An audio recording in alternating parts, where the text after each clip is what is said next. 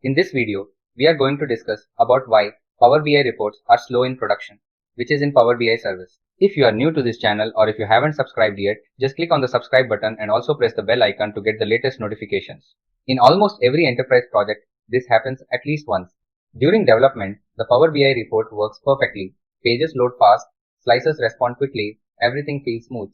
But once the report is deployed to production and real users start using it, suddenly it becomes slow. Visuals take 10 or even 20 seconds to load. Sometimes the entire page freezes.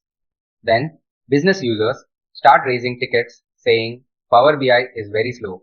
This is one of the most common and painful complaints in production environments. In real projects, Power BI performance issues usually don't come from just one thing. It's always a combination of multiple design problems. The first and most common reason is too many visuals on a single report page. Each visual sends its own query to the semantic model. So when you overload a page with 15-20 visuals, performance will always suffer. The second big reason is heavy direct query usage on large tables. When reports hit the database again and again for every interaction, latency becomes unavoidable. The third reason is poor data model design, things like snowflake schema instead of star schema, too many bidirectional relationships, and unnecessary relationship paths. The fourth, unoptimized DAX measures also play a huge role.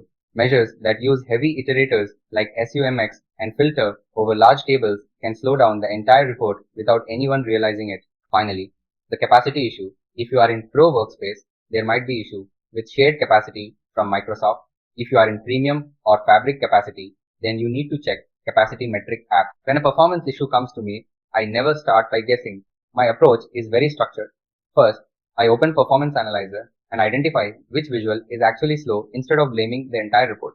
Second, I test visuals one by one by disabling other visuals many times. Only one or two bad visuals are actually causing the delay. Third, I validate the data model relationships, especially checking for unnecessary bidirectional filters and many-to-many relationships. Fourth, I review the DAX measures to see where row-by-row calculations can be replaced with set-based logic. This step-by-step approach helps find the real bottleneck instead of doing random optimization. Then I check the capacity utilization report to check if the capacity is overloaded. If yes, what is the reason? If due to refresh of dataset during same time or more user interaction or other dataset creating issue for this report rendering, based on that, we need to take a call where to focus and what to rectify.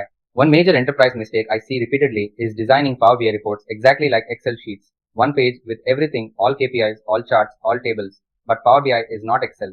It is a semantic and engine-based platform. Performance is not just about UI, it is an architectural responsibility. Fewer well-designed visuals with a clean data model will always perform better than overloaded pages, no matter how powerful your hardware is. If you like this video, hit the like button, and if you are new to this channel or if you haven't subscribed yet, just click on the subscribe button and also press the bell icon to get the latest notifications. Share it with others. Thanks for watching. See you in the next video.